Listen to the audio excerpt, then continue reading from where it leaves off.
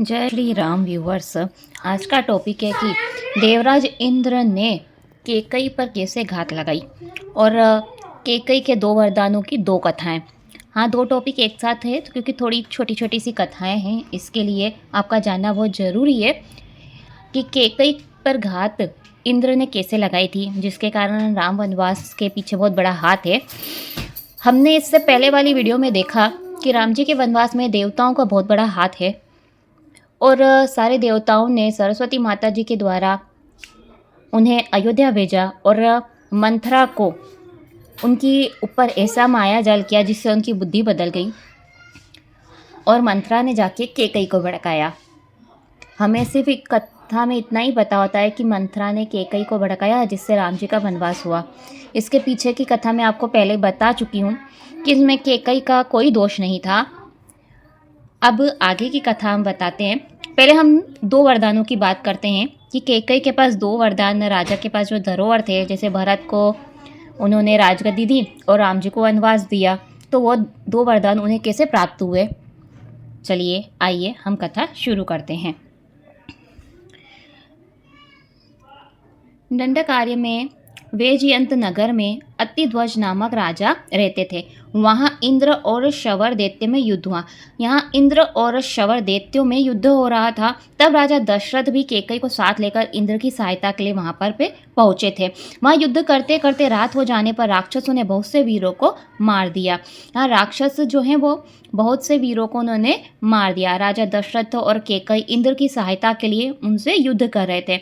दशरथ जी घायल हो गए और रथ में गिर पड़े, तो उनका सारथी मारा गया था। तब रानी केकई ने रथ को हाँक करके बहुत दूर ले गई थी और जब राजा की मूर्छा दूर हुई तब राजा बड़े ही प्रसन्न हुए और उन्होंने दो वरदान मांगने के लिए कहा। तब केकई कहने लगी कि मुझे अभी यह वरदान नहीं चाहिए, यह वरदान दाती के रूप में आप अपने पास रखिए और अवसर पड़ने पर मैं उन्हें ले लूँगी। तब महाराज ने तथास्तु कह करके उसे स्वीकार किया। एक कथा तो यह थी कि इंद्र और दैत्यों में युद्ध हो रहा था। तब राजा दशरथ और केकई उनकी सहायता के लिए गए थे। तब उनके प्राणों की रक्षा की थी। राजा दशरथ जी के प्राणों की रक्षा केकई ने की थी, इसलिए उन्हें यह वरदान मिले थे। ऐसे ही दूसरी कथा है कि युद्ध में जब दशरथ जी के रथ के पहिए की धुरी टूट गई थी, तब रानी ने अपनी उंगली धुरी की जगह पर लगा करके उनकी सहायता की थी। तभी राजा ने प्रसन्न होकर के दो वरदान देने के लिए उन्हें वचन कहे थे। मतलब कि यही है कि इंद्र और शवर दैत्यों में युद्ध तो हो ही रहा था और राजा दशरथ उनकी सहायता के लिए गए थे केकई के साथ में। तब केकई ने उनकी बहुत ही सहायता की थी और इस कारण से उन्हें दो वरदान प्राप्त हुए। और रघुकुल में तो यही रीति है कि प्राण भले ही चले जाएं पर वचन नहीं जाना चाहिए। अभी यहाँ तो पूरी हुई दो वरदानों की दो कथाएं। अब आगे है कि देवराज इंद्र ने कि केकई पर कैसे घात लगाई। चलिए आइए हम वह भी कथा पढ़ते हैं। जब विश्वावसु गंधर्व अयोध्या में आए थे तब सब प्रसन्न होकर, विश्वावसु गंधर्व मतलब गान विद्या में बड़े ही प्रवीण थे, उन्होंने गान किया था वहाँ पर, तभी सभी लोग बड़े ही प्रसन्न हुए थे। तब उन्हें नगर में रहने के लिए कहा गया। तब उन्होंने कहा कि इंद्र की आज्ञा के बिना मैं अन्य किसी स्थान पर नहीं रह सकता हूँ। उन्होंने कहा कि इंद्र की आज्ञा लेके आऊँ तो मैं आपके स्थान पर आता हूँ। तब केकई कहती है कि इंद्र तो हमारे ही बल पर अपने लोक में बसता है। जैसे उन्होंने युद्ध में सहायता की थी तो केकई अपने घमंड में बोलती है कि इन देवराज इंद्र तो हमारे ही बल पर अपने लोक में निवास करता है, हमारे यहाँ आने में इंद्र रिस करेगा, तुम अभिमान में भूल गए हो।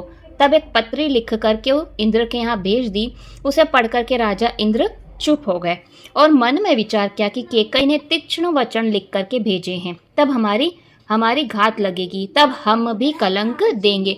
देखिए यहाँ पर एक बहुत बड़ी बात कही गई है कि जब केकई ने इंद्र को पत्र लिखा और उस पत्र में कुछ कड़वी बातें लिखी हुई थी, तीक्ष्ण वचन लिखे हुए, तब इंद्र भी क्रोधित हुए। तब उन्होंने कहा कि हम भी उन्हें घात लगाएंगे और उन्हें कलंक देंगे। तब इंद्र के कारण इसमें इंद्र का भी बहुत बड़ा हाथ था, जिसके कारण केकई वनवास, राम जी का वनवास मांगा। और आज तक भी केकई माता को ही दोष दिया जाता है कि केकई के कारण ही राम जी का वनवास हुआ। यह सोच करके इंद्र ने विश्वासु को लिखकर भेज दिया कि राजा दशरथ कहें वैसा ही करो और जब उन्हें जब विदा करेंगे तब समझ बूझ करके आ जाना। इस प्रकार से यह कथा यहाँ पर समाप्त होती है। अगर आपको मेरी वीडियो पसंद आई हो तो मेरे इस चैनल को सब्सक्राइब कर लीजिए, वीडियो को लाइक कीजिए और आगे शेयर ज़रूर कीजिए, जिससे हर छोटी छोटी बात हर किसी को मालूम हो। जय श्री राम।